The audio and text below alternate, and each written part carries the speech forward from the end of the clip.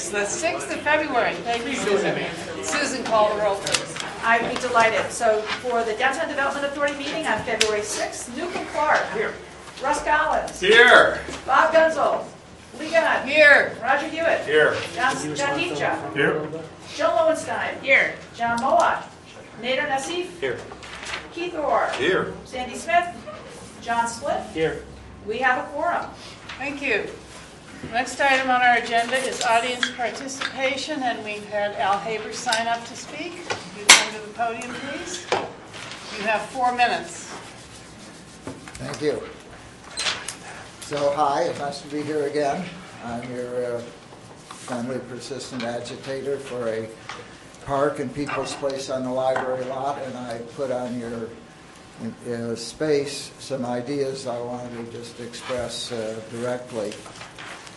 As you were clear from the January 14th presentation to the City Council, they're taking more time to figure out just what to do with all this.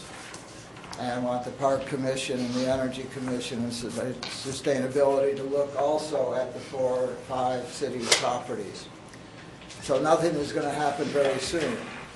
And I'm suggesting that in the interim, while decisions are being made, that all or a substantial part of the surface parking should be cleared off and that space made available for people to develop activities there to show or see or experiment on the kinds of things the community could begin to do on the library lot were it to be developed as a park or open space or public space of some sort, substantially or entirely. That question is left to the future. But in the interim, it seems like right now there could begin to be a skating rink there. It could have been weeks ago. The whole operation to put such a thing together would cost about $50,000.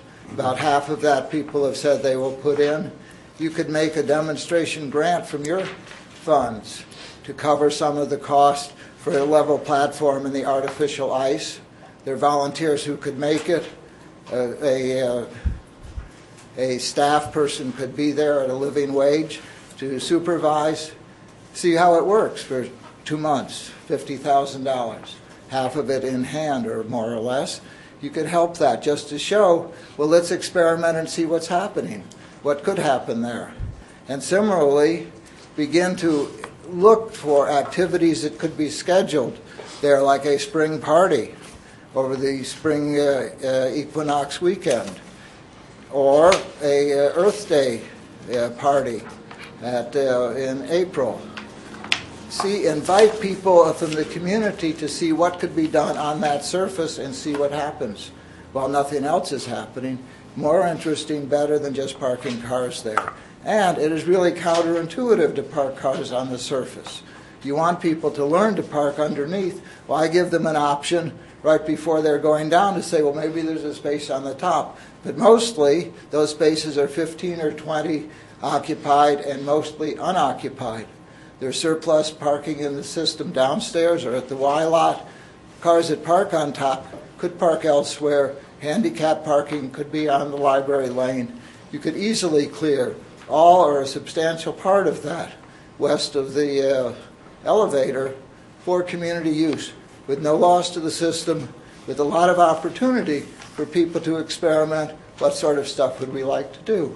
And if you really want to do something, put a little money into a skating rink, because there's many, many, many people that have a great fun there into when it gets really warm. We have a winter this year. That's a surprise. But anyhow, that's basically my message. Get the cars off the top, let the people on, let a greening begin there, see what happens. It's better than just using it for the default of parking cars. Thank you. Thank you. And to read my well-crafted language here, I hope you'll be inspired to think outside the box a little bit and let the people on. Thank you. Next on our agenda is Ray Detter reporting from the Downtown Advisory Committee. Last night, after 33 speakers and 4 hours of discussion, the Planning Commission by 5 to 3 failed by one vote to recommend approval of the 401-413 East Huron project. 6 votes are actually required in order to make a recommendation. Doesn't mean it doesn't go to council. It will go to council.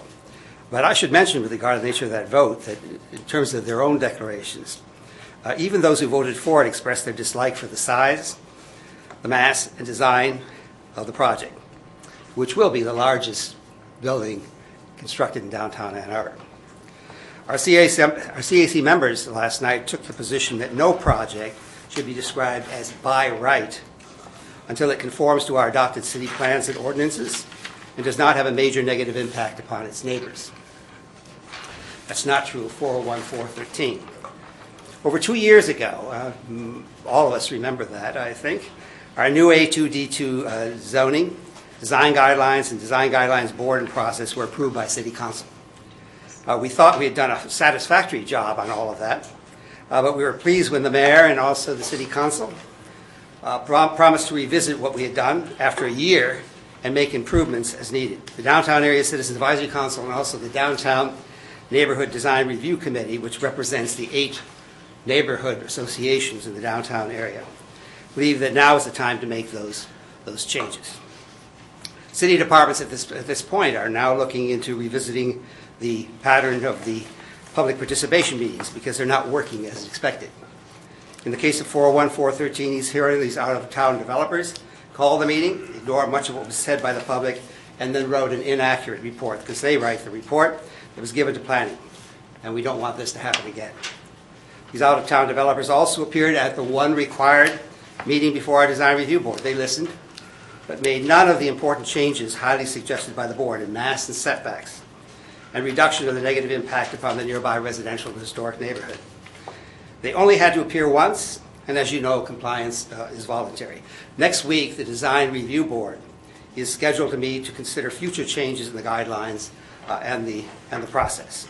Guidelines need to be clearer and more specific. The process must have more teeth, and Planning Commission and City Council must be willing to discuss them as a part of the whole approval process.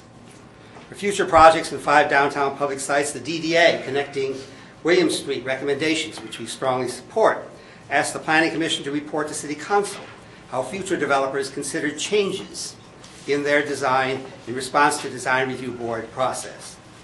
DDA's connecting William Street recommendations on density and massing for future buildings on city-owned downtown lots makes clear that, and I quote here, surrounding context should be considered in buildings designed to step back from lower scale neighbors.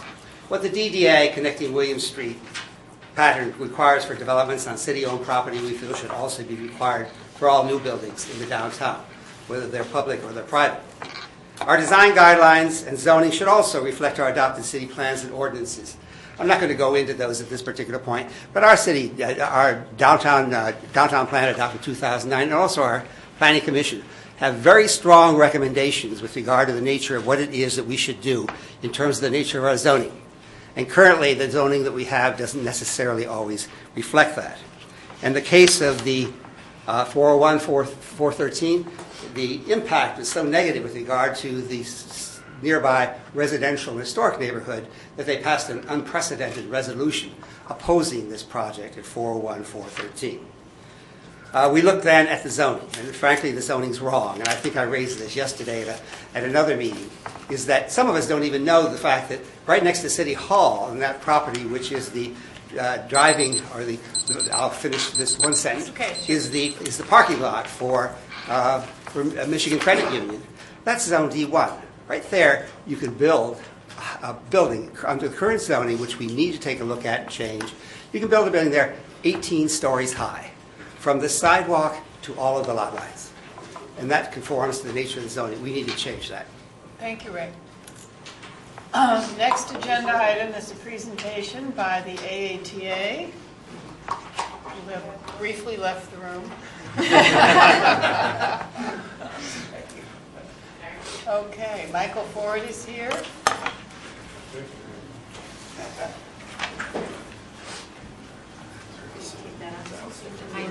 Okay, I think we're going to have a little PowerPoint here.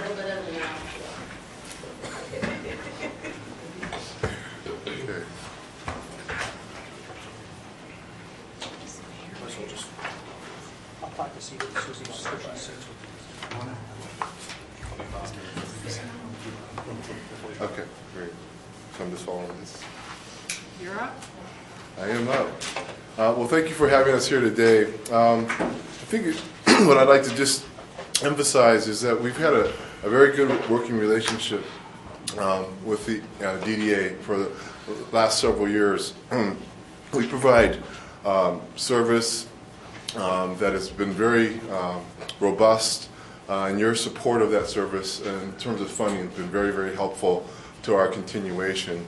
The Route 4 expansions, we're looking at help and consideration of Route 5 that we just started, the Get Downtown program, the discounts that you give us as well. So that's been a very robust situation, and we appreciate your continued support on that.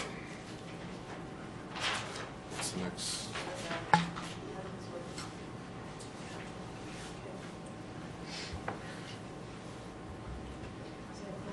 I guess I just talked about that. We have continued support from you. We provide the service. We want to do more. Our ridership continues on. It's a valuable collaboration between the two of us.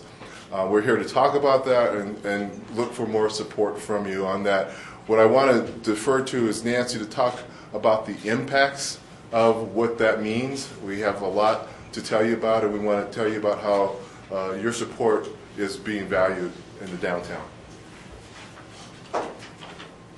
Okay, thank you, Michael. I know you guys are probably tired of hearing from me, but one of the things that we do is one of the things that you have helped support for more than 10 years now is the Go Pass program.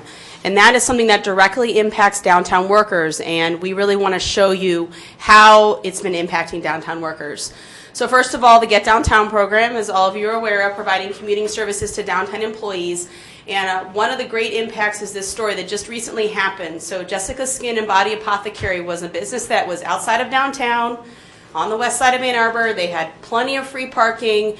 I reached out to her when she was looking to move downtown and let her know about the services available to her for her employees. And since then, she's gotten Go Passes from us. She's gotten commuting information. And what she's telling us is that for her, having something like access to transit is really important because she has employees that aren't necessarily able to pay for their parking. But the DDA now is providing another benefit that allows her to bring her business downtown, allow her to hire the employees that she wants. So I think that that's a really great impact. These are sort of the more statistical impacts of the Get Downtown program. Annually, we reach about hundreds of employers, thousands of employees, distribute information to every employer in downtown Ann Arbor, and over half of employers that we have surveyed have used at least one of our services. So we definitely have some good penetration in the downtown, and of course, it's with your help, with your support. Another great success story is, I don't know how many of you saw the LDFA presentation after Connecting William Street. I know the mayor was there. And we actually had some companies talking about the impacts of the LDFA and Spark on their startup businesses. And one of those was Ornicept. They are a University of Indiana startup that was brought into downtown Ann Arbor through the Spark Incubator. And they actually said at the city council meeting that they don't bring their cars downtown, they use the Go Passes. And for them, it's extremely useful as a startup company because it helps them keep their costs down so that they can grow their company and focus on that. So again, another great impact study. Looking at some individual employees, Ithaca J-Store is one of our larger employers downtown that does take advantage of the Go Pass program. And we have women like Aparna who live in Ann Arbor, choose to be somewhere where they get transit, and also, even though they have vehicles, are able to use the bus to get downtown. And so this is a great success story of what the Go Pass can do for downtown employees. And looking at businesses that value the Go Pass, the nice thing about the Go Pass program is it's not just for a certain type of business. We have many different types of businesses taking advantage of the program, about a quarter professional scientific, about a quarter food services and accommodation, and then spread out among the other types of businesses we have downtown. And looking at Go Pass use, just very briefly to tell you, we've got Sabas, we've got Google, we've got Ithaca J-Store as our top users. And then looking at the impact in terms of the Go Pass itself related to last year, we had over 600,000 rides, over 400 employers that participated, half of employees, over half of downtown employees covered with the Go Pass, and we've had over 4,000 people individually using the Go Pass over a given year. And many employers are telling us this is the only benefit we can offer. So it's something that we know that employees are looking for when they go visit a company. Because we actually had one story I want to share is that we had one employee that, poor guy, he got his wallet taken from him, he got his wallet stolen.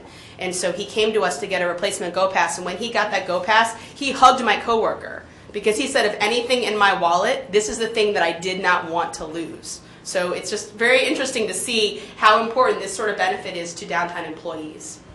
So I know you guys are interested in transportation demand management. We talk about that a lot. We want employees downtown, not necessarily their cars.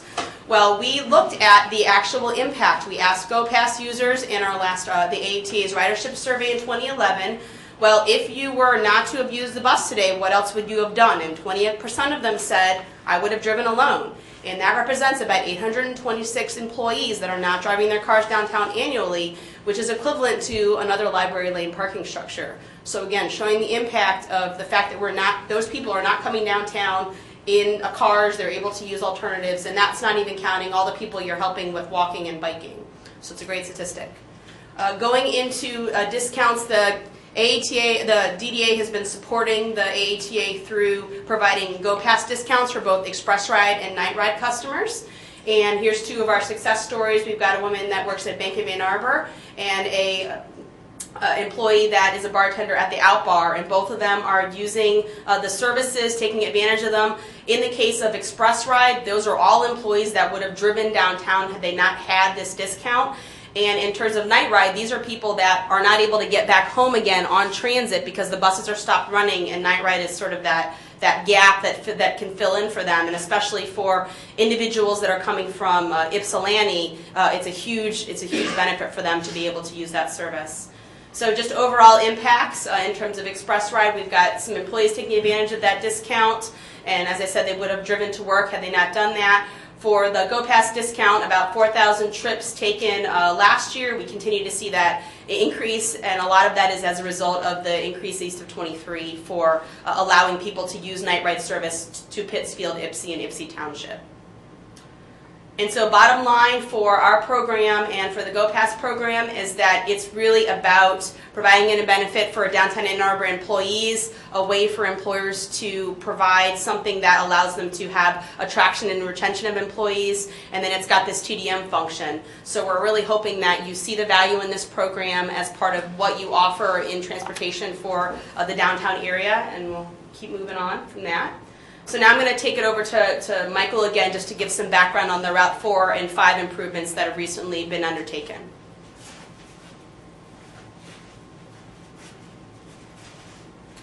As you can see from the slide, we've recently invested in more service on Route 4.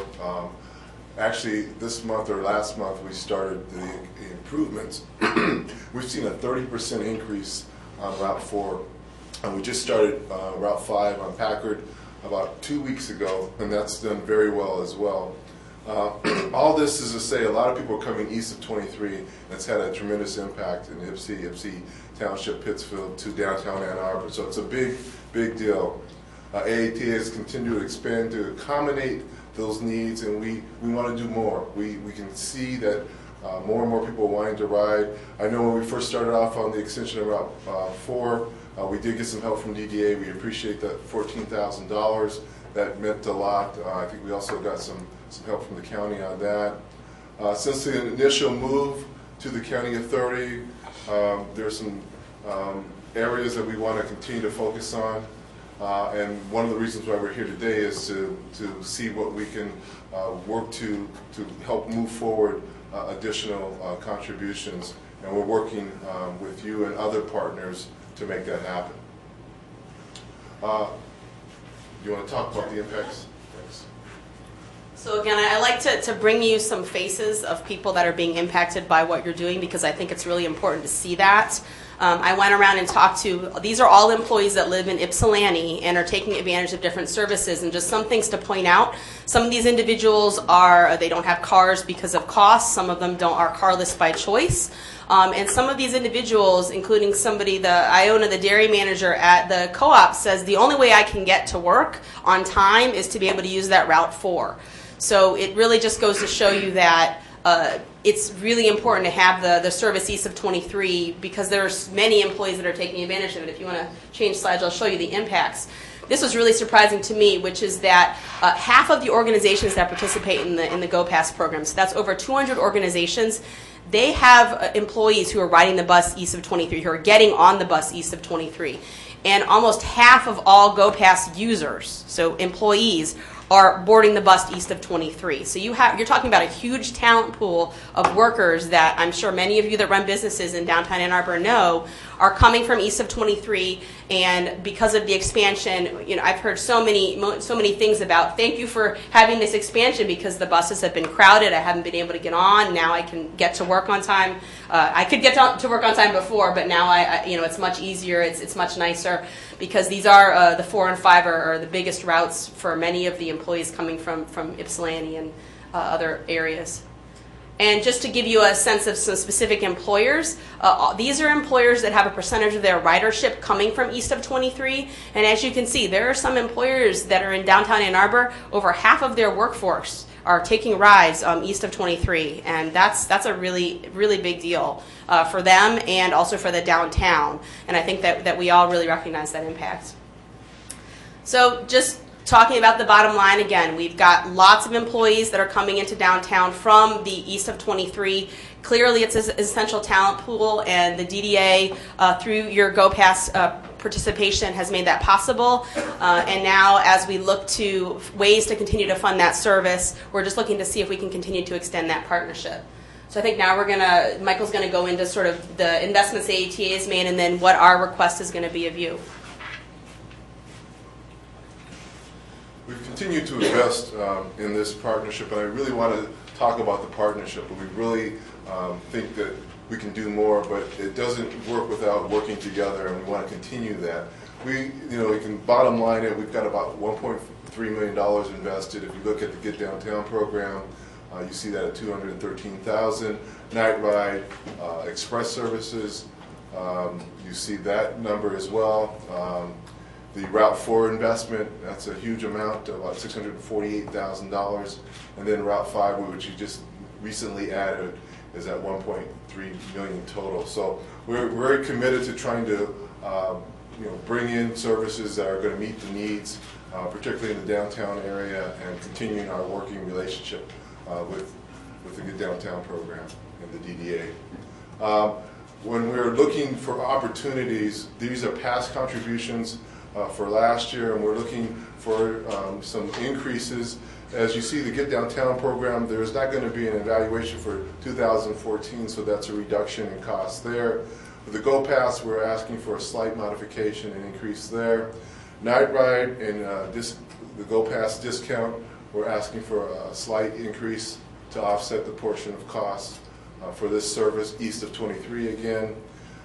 Express ride, we're asking for a increase in that area as well. Route 4, obviously, we've got $400,000 plus invested in that. We're asking for a substantial increase there to help, again, east of 23.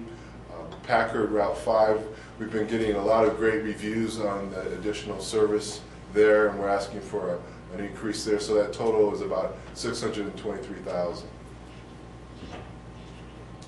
Additionally, we're also wanting to partner with you on various communication opportunities.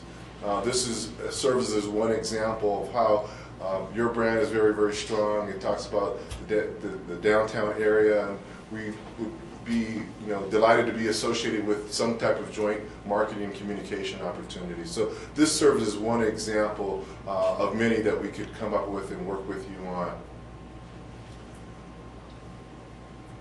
So next steps, we're looking for the DDA to continue their current contribution and some additional commitments based on the additional services that we're putting out, again coming east of 23. We want to work with you to determine what's the best way forward and how do we make that happen.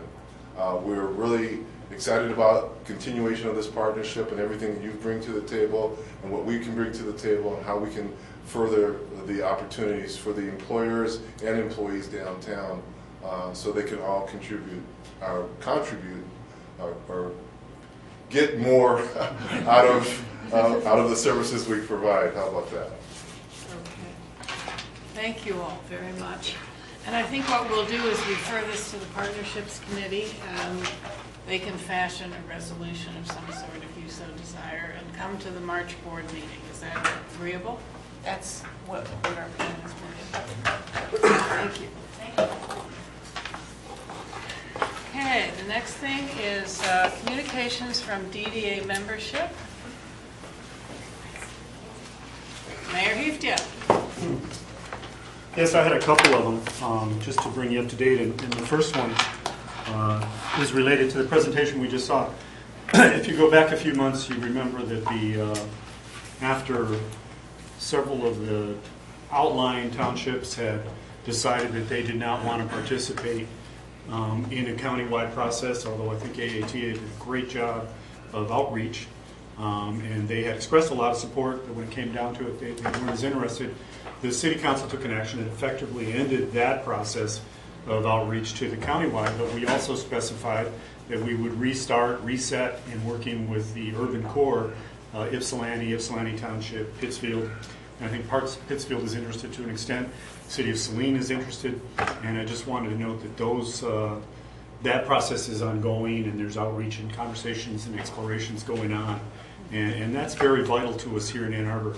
As you saw with some of these slides, the workforce that is coming in from the eastern part of the county is significant, and if there were to be if those routes were dialed back in any way, I think that would have an effect on everyone. And I've felt for a very, very long time that our regional interest is with Ypsilanti, in making Ypsilanti work as best we can and helping out, and the city tries to do that in a lot of ways.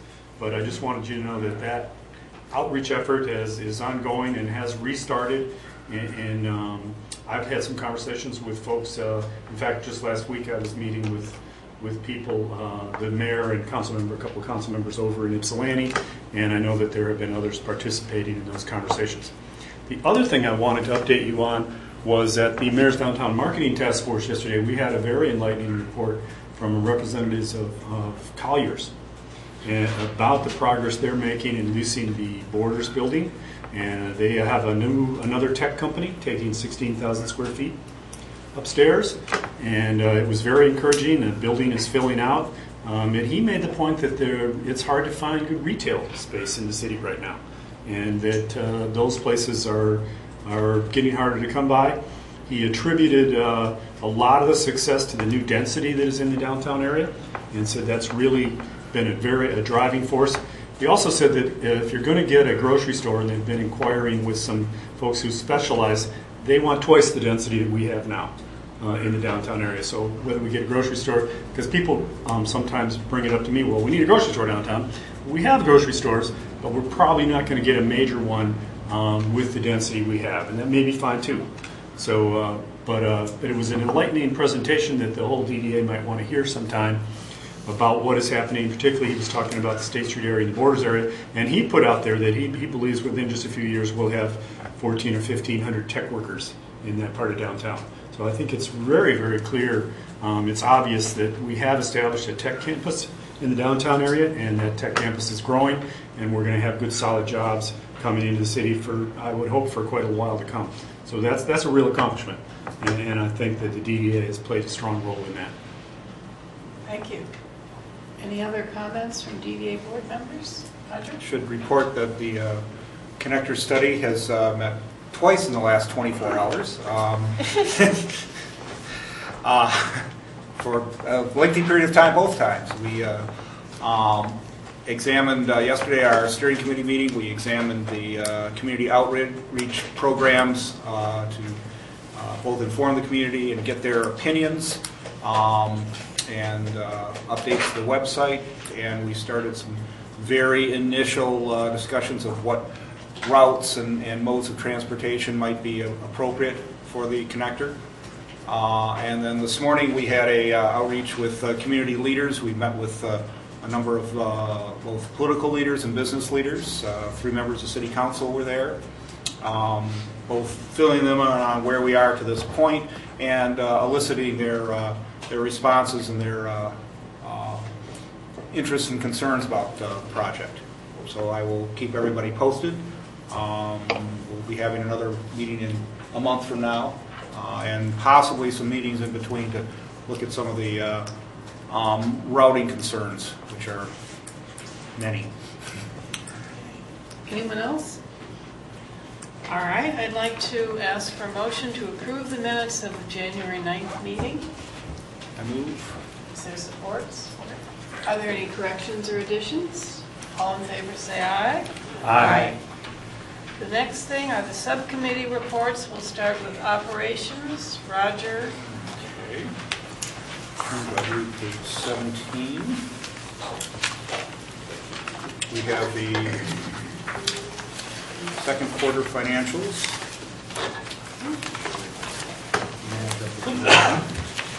On 17, you have the numerical part, and on page 18, the graphic part. In our TIF, we've gotten almost all our TIF in, a little bit still to remain, but pretty much have received what we think we're going to expect for the year. We're down slightly from our budget, but not significantly. And operating costs are slightly below what we budgeted, but again, within 5%. Capital costs, because of timing of library lane costs, is actually looks like it's going to be considerably less. I think this is part of, although I don't have Joe here, I believe this is to do with money we still had left at the bond fund, and we're able to use that money instead of cash to finish out part of that project. If we move into parking, I'm going to go into this a little later when I do the budget, but there is a change that is strictly an accounting change that is going to, this current fiscal year, bump our income up about $1.25 million. It has to do with the loan that we've taken from Republic Parking to purchase new equipment, and it is strictly an accounting procedure that our auditors, we had this extensive discussions with our auditors on how this should be handled for a public organization, and the result that I'll go into when we get into the budget is what you see here with this additional $1.8 million. It is entirely related to that loan and how public organizations have to report that and show that on their books. And again, this is at our recommendation of our auditors. So our anticipated year end is, in any case, up a fair amount. If you subtract that 1.8, we are still a fair amount ahead of what we were budgeted as far as income. And I think you've seen that in our monthly parking reports that income has been very strong. Operational expenses and direct expenses are all within 5% of where we are budgeted, so there's no other surprises on that. Parking maintenance. You can see we have transferred about $750,000 into the parking maintenance fund this year, below what we normally transfer in because of using parking maintenance money for the construction of the parking structure. When we get to the budget, we'll show how we're, as part of our larger plan, how we're responding to that. Anticipated maintenance costs are going to be, at this point, less than we get budgeted, although we'll be starting on some of our normal maintenance costs this year. The large bulk of these are going to be falling into next fiscal year. And again, housing. This, I believe, is the change, the result of the grant to the Baker Commons. Why we are above our budget amount. Okay. So again, on the next page, you can graphically see where we are. this is halfway through, so expenses should be roughly half, with those exceptions that I've noted when I gave the report. And although I don't have Joe to fall back on, I will do my best to respond to any questions that the board members have. Seeing none, please proceed. We proceed. I think we go now to the parking report.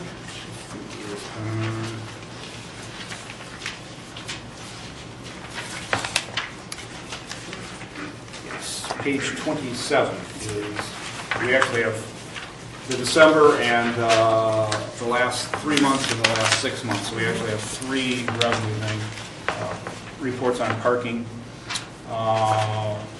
In December, revenues are up about 7%, which falls in line with what our price increases were. Relatively flat compared to last year. If you look at usage, the hourly patron or tickets pulled is actually down. Several reasons for this. First, there was one less business day this year than in December last year. And also, I believe this year the Midnight Madness fell in November rather than in December as it did in 2011. And I think as we've related before, this last Midnight Madness was the busiest ever. So those numbers all showed up in November, not in December. If you go to the next pages and look at the 3-month or the 6-month, you see a much more accurate reflection of how we are doing, with revenues up over 12% in both the last 3 and the last 6-month periods, and with hourly patrons being about flat. So a portion of that is rate increases, but clearly a portion of that is increased usage within the system. So we continue, if you get beyond the 1 month appearance, you get a longer view. One thing we have requested of Republic Parking and staff is to come up with a little more detailed breakdown on the hourly patrons. I think we're going to look at the actual hours that they spend, so we can compare not just number of tickets pulled, but how many hours those people are actually staying in a month, which should give us a better idea of how much actual usage is going on in the system. And as soon as we have that ready, we'll bring that to the board. And we're going to continue to try and find ways to give better, more accurate barometers on how the system is doing other than just strictly revenues. We've talked about looking at things, comparing things as, how many football weekends and how the weather was compared to the previous year, so we can try to get a little finer feel on on how the system is doing. Although, as we continue to see strong growth, it certainly indicates that there's no real slackening in the demand for parking and the number of people who are coming downtown. And anecdotally, I see this in my business, and I think a lot of other businesses are seeing it. Right, Russ? Yes. Okay. Hooray. Okay. Any questions? Questions on the parking report?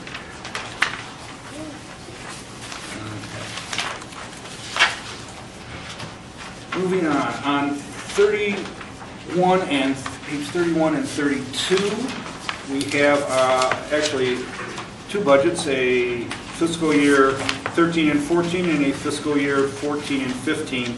This is the year where we adopt a 2-year budget. As the city, following the same model the city follows, does not mean that next year we will not come back and propose, bring you a budget for that upcoming fiscal year for the 14-15 year, but we're following the city's method and every other year present a 2-year budget to give a longer view. I'll try and point out, first of all, let me try to explain that accounting change on the revenue. So in the current fiscal year, we borrowed about about $1.25 million from Republic Parking to buy new parking equipment. This is all approved in a board resolution. It was a 5-year loan to be paid off over those 5 years with interest.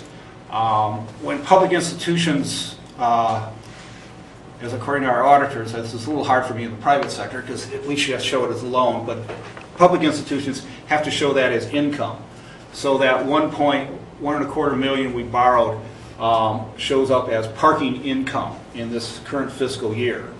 We then subtract out of that 1/5 of the principal and interest for that year in our current fiscal year, and then continue for the next 4 years to subtract the principal and interest as expenses.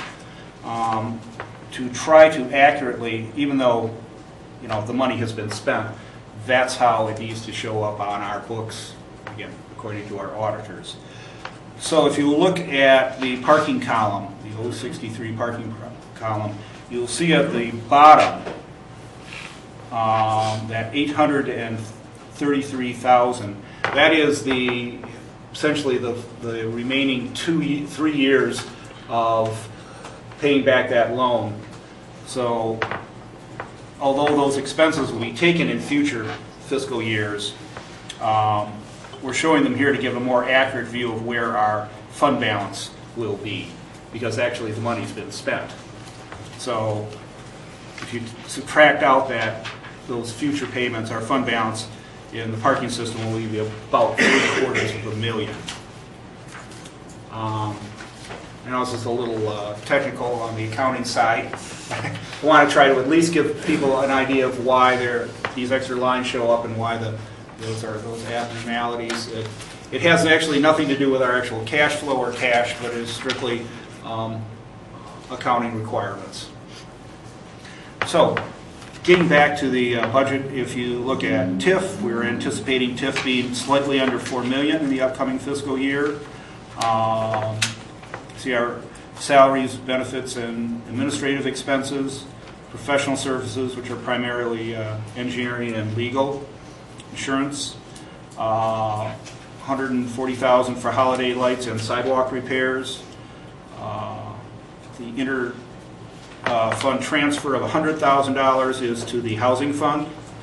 The $508,000 is to our annual share of the grant to the city for the police court building.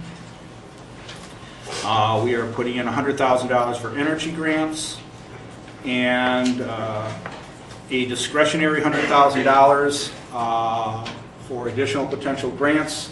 There's been a lot of talk about how we should be spending our money, so we're just putting in some funds there that the board can determine how those should be used during the upcoming fiscal year. We also have $300,000 for capital costs. Again, there's been a lot of discussion about certain sidewalk improvements or changes. We're not earmarking these for any specific project or use, but putting them in the budget so that the board can decide how that money should be used. If you look at the balance of that, we end up with total expenses of about $5.3 million. We end up with an anticipated fund balance of about $840,000. And you can see the big chunk, of course, of where the TIF goes is $3.4 million in bond payments for Library Lane and the 5th and Division project, plus other TIF projects, although I think we're just about done with those. But this is primarily Library Lane and the 5th and Division project, and that $3.4 million bond payment. Housing, again, pretty straightforward. $100,000 from TIF it becomes the income in the housing fund, administrative, and again, we are not specifying how that will be spent. It leaves us with about an anticipated $400,000 in the housing fund at the end of the fiscal year, assuming that no grants are made. Moving on to parking.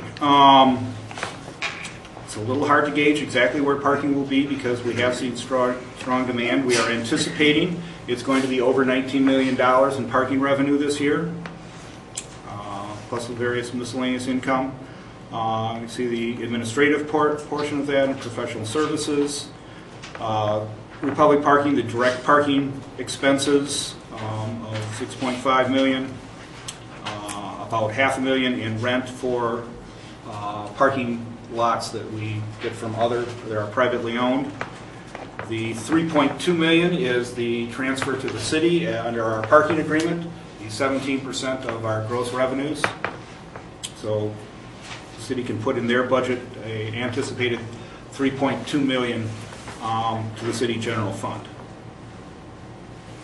The big part of this is we borrowed from our parking maintenance fund to build the parking structure. We are now starting to pay that back, and we are going to transfer $4.4 million out of the parking fund and into the parking maintenance fund to reestablish that, help move to reestablishing that back to its originally budgeted level. This was part of the financing plan for the underground parking structure, the library lane parking structure, that we would borrow money from the maintenance fund and then pay it back once the project was complete. And this is the first and largest payment we will be making to it, but there will be future ones in upcoming fiscal years. Below that, we have $615,000 for alternative transportation. We have not specified exactly how that will be spent, but that's what we are budgeting at the moment. There's another $300,000 discretionary funds.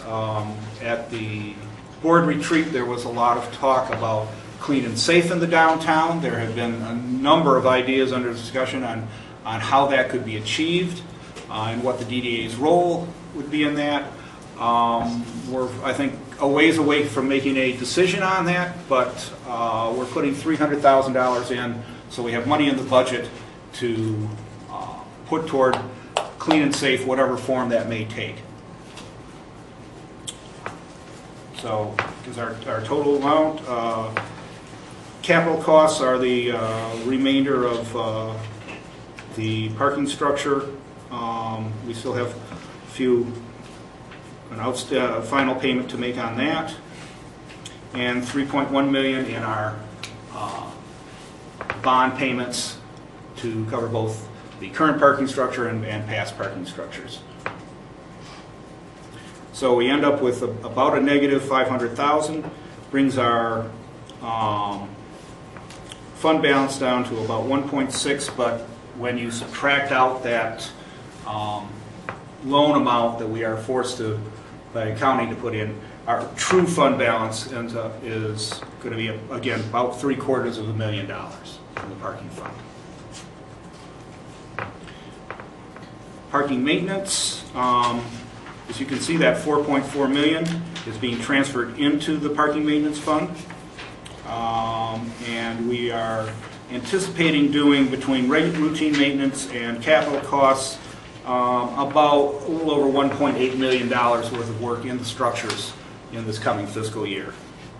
That leaves our parking maintenance fund anticipated fund balance at about $2.7 million at the end of this upcoming fiscal year. Questions before I'll do the second budget, but it will be very similar to this one. So if you've got questions, probably now is a good time to ask. Okay. The combined discretionary fund of $400,000, given that it's discretionary, would you imagine scenarios where we would look to see where the discretionary money should come from? Say if there's something that would be more appropriately to TIF versus parking, would you imagine? Absolutely. These, we've had discussions. We don't have conclusions yet. So this is sort of just a first guess on where we think that money would come from, without really specifying exactly.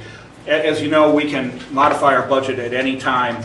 So if we, as a board, reach a decision on how that money should be spent and what fund that should come from, we can just pass a resolution approves that and amends the budget. So it doesn't predetermine that this needs to be parking related? Absolutely not. It's just our best guess at this point. Placeholder. Yes, a placeholder.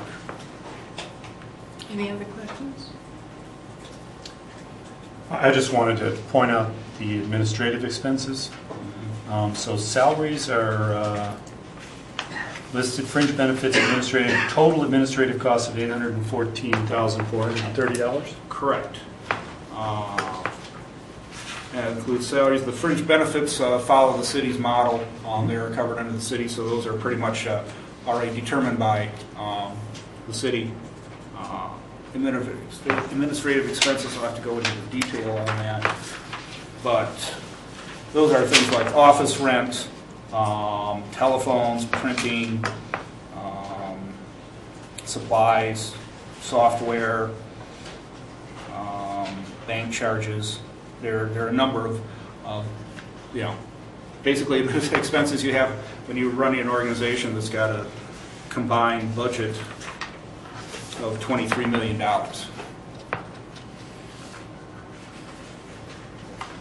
Anyone who wants to see the detail, it's on page 2. Yes, 33 33 shows the the detail detail. of each of those. In pretty exhaustive detail, so if anyone has a question on exactly what's in there, page Appreciate the 33 break. gives that entire Appreciate the breakdown. breakdown. Yeah. Other questions of Roger? Okay. I'll go on briefly to the 14-15. Following, I won't go into all the details. We're basically putting in the same amount of discretionary money, alt money. The only really significant difference is the transfer from the parking fund into the parking maintenance fund. We are budgeting about $2.6 million to go from the parking fund into the parking maintenance fund in fiscal year 14 and 15. The rest of the numbers are very similar to what we proposed in next year's budget. And again, the breakdown of the detail on that is for both budgets is on page 33. And bond payments are about the same, just more comes from the parking fund than from the TIF fund. Correct. We shift some of the debt service out of TIF and shift it into parking, which again was part of the financing plan we came up with when we, before we started the construction on the new parking structure. Is there a defined schedule of repayment of transfers into the parking maintenance fund? Because I noticed that fund closes slightly lower in 14-15 than it does in 13-14. So I'm wondering, is there a schedule that we're looking at? Yeah, it's on our 10-year plan. I don't have that with me, but there is a schedule on transfers going forward for more years, so we get the parking maintenance fund back to what it would have been had we not constructed the parking structure. But so it's 14-15 in the last year that we would be continuing to go down? Without having it in front of me, I'll I take a don't know, look. but as best I can remember, I think there are still 2 more years of transfer, but don't quote me on that. Okay. After this, but I think they're declining in size. Well, I mean, Roughly if the 2.5, Pardon me? but roughly $2.5 million a year. I think that's probably a good guess. That's about it. But if the Yeah. expenses Well, stay what they are, we're not building the fund back up. Well, what we actually need are waiting on is a new, we have a new Carl Walker report. Yeah, that's coming in the next month or so. So actually, what we can do is, once we get the new Carl Walker report, engineering report, we'll come up with a new 10-year proposal on expenditures for parking maintenance and compare that with the revenues. Historically, we don't spend the budgeted maintenance amount anyway. Yeah, historically, we actually are building out parking maintenance for more major repairs, like as for instance happened in Maynard about 10 years ago, where we had to replace the slabs and close the structure for a year. So in theory, the parking maintenance fund should continue to build up. We should be saving more money in that than we are spending. So when major reconstruction takes place, we have the funds to do that.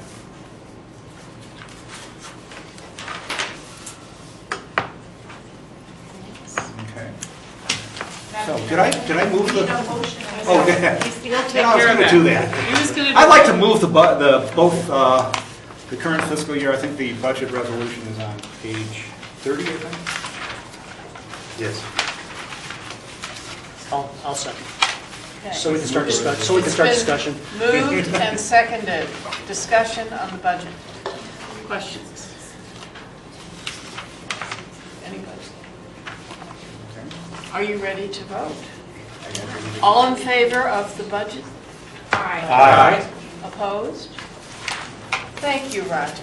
Sure. Good Always work. a pleasure every year. Give the And breakdown. the next committee meeting? Well, actually, we have a couple more things. I have all right. one parking, small parking item. We're, as part of our demand management, we're looking at how to best manage the structures that have very high demand. And we're looking at having some preliminary discussions on a pilot program of the Forest Street structure, since that's the one structure we have the least flexibility on. There's no other structure near it. So we're trying to figure out how to balance the demand in that structure. So we may, at some point, proceed with a pilot project on that, pilot management project. And that's all I have. I don't know if there are transportation issues. Are there any capital improvement issues? No, we're starting to talk about capital improvements again, but there's nothing specific enough at this point to talk And the next about. meeting is February 27th at 11 a.m. here in the DDA offices. Partnerships. Joan. Yes, well, conveniently, my co-chair Sandy has left me with recording this, but I don't mind. Our last partnerships meeting was right before our last January board meeting, so there's not that much to report that hasn't been reported already. But we do have one thing that made its debut yesterday at the Downtown Mayor's Task Force, and that is our State of the Downtown report, which we had, this is for the last fiscal year, and we had delayed it pending some stuff we were doing with connecting William Street, and because Amber and Tom, our intern, were both very busy with a lot of connecting William Street. So we now have this. I urge you to look through it, share it with your friends. Talks a lot about what's going on in the downtown. It's also available on our website. And this is our second edition of the report. You'll see, if you look at page 1, there's a kind of an overview of some things. Some of the things that were captured from the 2012 year are 56 outdoor special events, 104 sidewalk cafes, an increase in residential population by 56% since 2000. That's something the mayor was talking about, this increased density of residential density. Of course, Ann Arbor has made numerous best of lists, many of those involving the downtown, and lots of other kinds of things are captured in here, all in different categories of including transportation, amenities, all kinds of things that go on. So we're very proud of this, and we want to thank Amber and Tom and all the hard work that they put into it. Russ? Well, it's just in the second sentence from its overpacked arts entertainment calendar, I know it's too late to change it, but how about enthusiastically vibrant? Yes. When it's time. This is great. This is really terrific. Yeah, You notice this. always something. This is great. This is a really wonderful report. Yeah, there were several compliments at the marketing task force about this. It's just a great look. I really like the ranking I like the most is that we're the 5th happiest city in America. I mean, look at Russ. Look at him. But one of the really nice things that really stands out is there's just a great picture of Susan and Bob Dunsel here. Yeah. The numbers, I like the 3.1 million square feet of new construction since the DDA started.